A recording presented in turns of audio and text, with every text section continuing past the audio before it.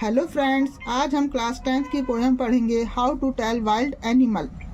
इस पोएम में पोएट बताएंगे कि बाय चांस आप कभी किसी जंगल में चले जाएं और आपके पास तरह तरह के जंगली जानवर आना शुरू हो जाए तो आप उन्हें पहचानेंगे कैसे। वो हमें हर एनिमल का अलग अलग कैरेक्टरिस्टिक बताएंगे। तो आइए पढ़ते हैं first stanza. If ever you should go by chance to jungle in the east, and if there should go to you advance a large and tawny beast, if he roars at you as you are dying, you will know it is the Asian lion. इस stanza में poet बताते हैं कि अगर कभी by chance आप east के जंगल में चले जाएं और उस जंगल में आपके पास एक बहुत ही बड़ा गहरे पीले रंग का जानवर आ जाए और वह आपके सामने आके आपको देखकर दहाड़ मारे गुर्राए और आप उसकी दहाड़ सुनकर इतना डर जाएं कि आपको लगे कि अब आप नहीं बचने वाले हैं, तो आप समझ जाना कि वह एशियन लायन है। Second stanza. और if some time when roaming round a noble wild beast greets you with black stripes on a yellow ground, just notice if he eats you. This simple rule may help you learn the Bengal tiger to discern.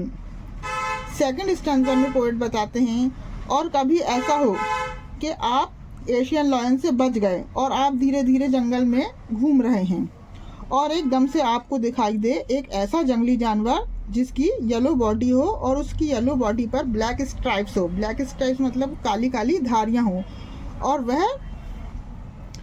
वह आपको खाने को आ जाए, तो आप समझ जाना कि वह कौन सा जानवर है। वह बंगाल टाइगर है। Third stanza. If strolling forth a beast you weave, whose hide with spots is peppered, as soon as he has leapt on you, you will know it is the leopard. 'Twill do no good to roar with pain, he will only lap and lap again. Third stanza में poet बताते हैं, और अगर आप ऐसे ही धीरे धीरे चलकर जंगल में घूमते फिरते जा रहे हो और आपको एक और वाइल्ड एनिमल दिखाई दे और उसकी जो स्किन है वह स्पॉट से पेपर की गई है, मतलब उसकी जो स्किन में काले काले डॉट हैं, जिसकी स्किन पर ब्लैक कलर के स्पॉट को ऐसा छिड़क दिया गया हो तो आप समझ जाना कि वह चीता है।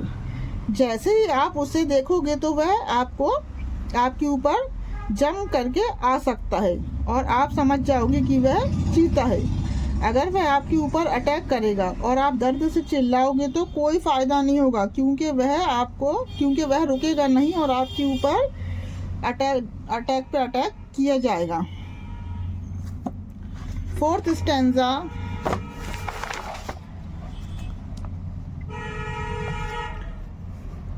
If when you are walking round your yard you meet a creature there who hugs you very very hard, be sure it is the bear.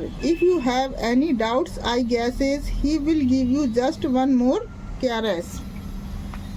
Fourth stanza में पोएट बताते हैं कि अब सोचिए कि आप अपने यार्ड पर घूम रहे हो और आपको कोई ऐसा क्रिएचर मिल जाए जो तुम्हें हक करे, जो आपको हक कर दे, है ना, तो समझ जाना कि वह एक भालू है।